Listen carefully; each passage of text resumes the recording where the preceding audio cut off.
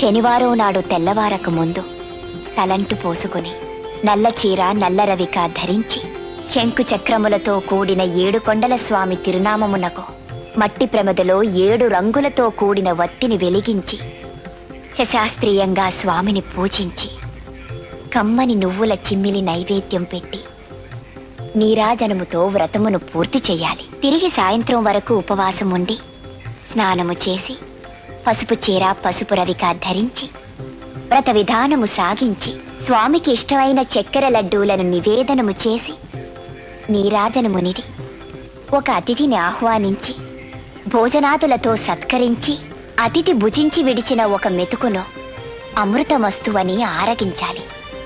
అప్పటికి ఆనాటి శనివార వ్రతం పూర్తవుతుంది. ఈ విధంగా 7 శనివారములు వ్రతమును చేసినచో ఉద్దేశించిన సత్ఫలమును పొందగలరు.